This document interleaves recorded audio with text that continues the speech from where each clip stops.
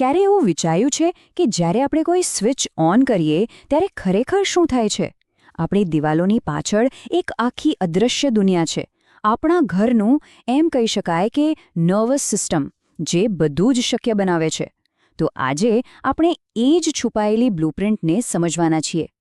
આ જે દેખાય છે ને, એ ફક્ત ઘરનો પ્લાન નથી, એ એક એનર્જી મેપ છે.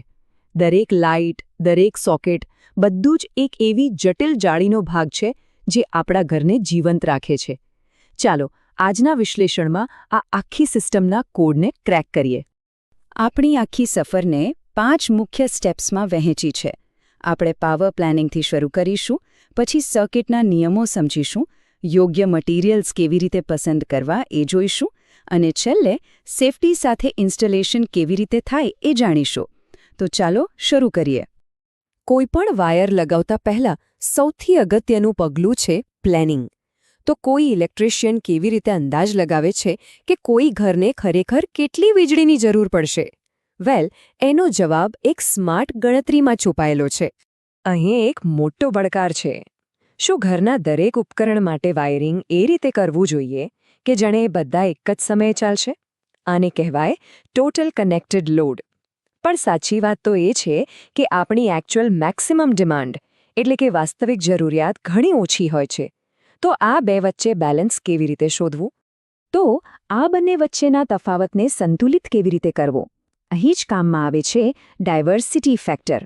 આ એક એવી ગણતરી છે જે ઇલેક્ટ્રિશિયનને વાસ્તવિક પાવરની જરૂરિયાત નક્કી કરવામાં મદદ કરે છે.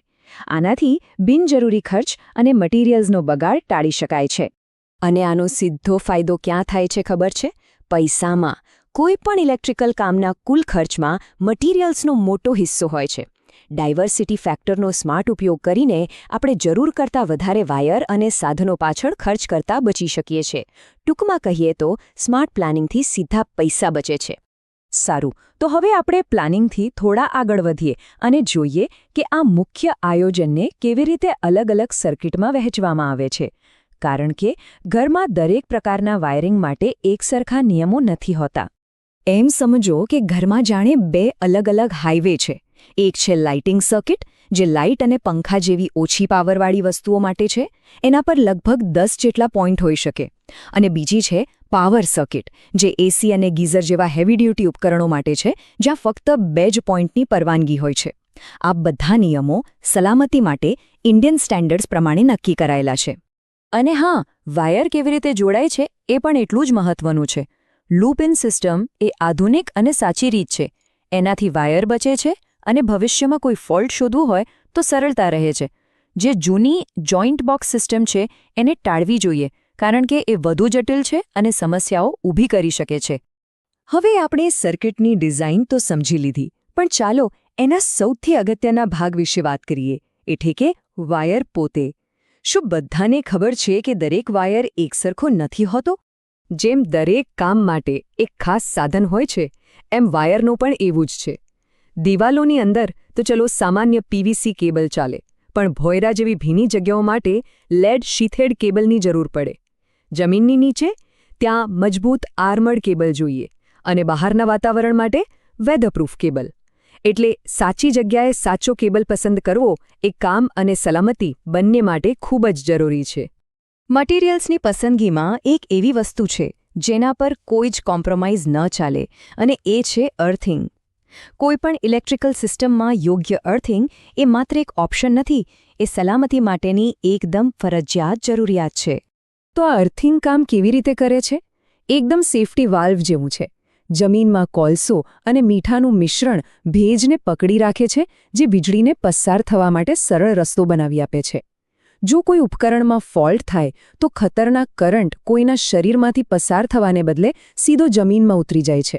છે ને એકદમ સિમ્પલ પણ જીવન બચાવનારી સિસ્ટમ.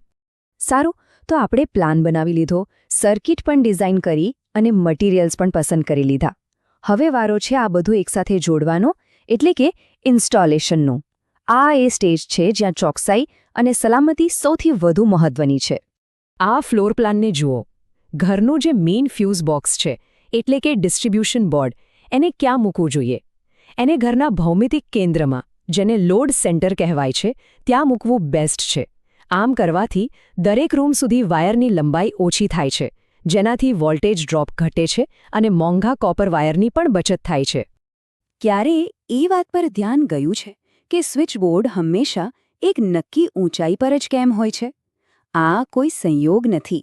આ સ્ટાન્ડર્ડ ઊંચાઈઓ સગવડ અને સલામતી બંને માટે ડિઝાઇન કરવામાં આવી છે, જેથી દરેક વ્યક્તિ સરળતાથી અને સુરક્ષિત રીતે તેનો ઉપયોગ કરી શકે. અને એ જાદુઈ આંકડો છે 1.3 મીટર. આ જમીનથી સ્વિચબોર્ડની એક આદર્શ ઊંચાઈ છે. એક નાનકડી વિગત જે રોજબરોજના ઉપયોગમાં ઘણો આરામ અને સગવડ આપે છે. તો આ આખા વિશ્લેષણનો સાર શું છે? એને 4 ગોલ્ડન રૂલ્સમાં સમજી શકાય છે.